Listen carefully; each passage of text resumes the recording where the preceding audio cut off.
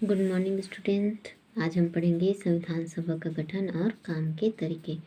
इसमें बहुत सारा ऐसा है जिसको आपको पढ़ना है।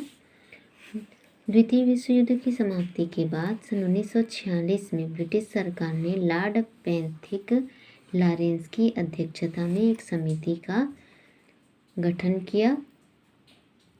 यह समिति यह पता करने के लिए भारत भेजी गई है ना। 1946 में जब भारत क्या नहीं हुआ था, आज़ाद नहीं हुआ था, तब ब्रिटिश सरकार ने लॉर्ड पैथिक लॉरेंस की अध्यक्षता में एक समिति को भारत भेजा कि यह पता लगाने के लिए कि स्वतंत्र भारत में शासन व्यवस्था कैसी होगी, नया संविधान कैसा होगा, उसकी निर्माण प्रक्रिया क्या होगी। एक प्रबल सुझाव यह था कि सभी वयस्कों के मताधिकार, मतलब जितने भी वयस्क 18 साल के लोग हैं उनका मताधिकार द्वारा संविधान सभा का गठन हो। लेकिन बहुत से लोगों को लगा कि इसमें समय अधिक लगेगा, क्योंकि वोटिंग में बहुत समय लगता है। कि लोगों को लगा कि समय अधिक लगेगा, संविधान सभा के गठन को टाला नहीं जा सकता है।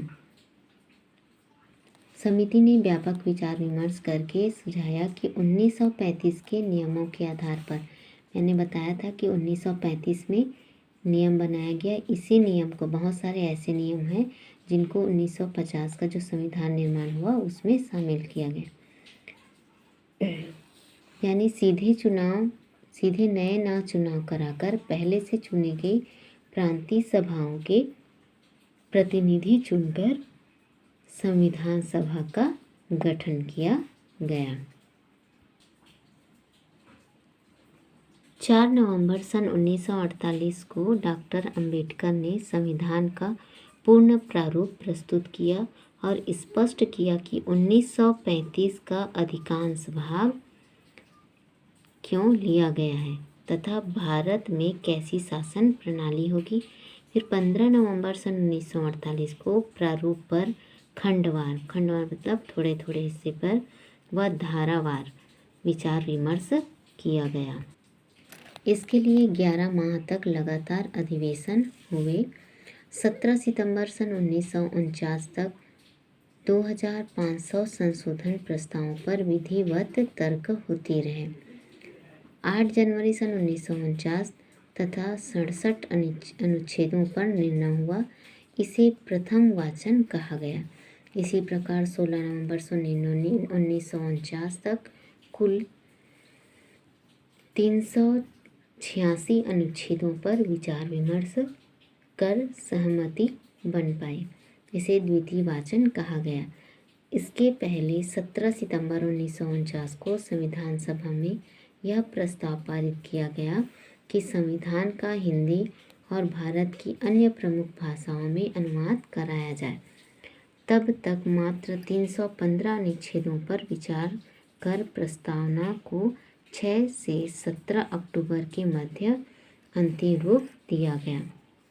17 नवंबर सन 1949 को संविधान सभा ने प्रारूप का तीसरा वाचन प्रारंभ किया और प्रारूप के कुल 395 अनुच्छेद, 8 अनुसूची और 22 भागों पर चर्चा की गई।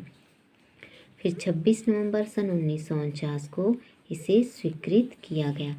26 नवंबर सन 1949 को इसे स्वीकृत किया गया, लागू नहीं किया गया ना, स्वीकार किया गया। फिर 24 जनवरी सन 1950 को संविधान की 2 पांडुलिपियां संविधान सभा में रखी गई। ये अंग्रेजी व हिंदी में थी।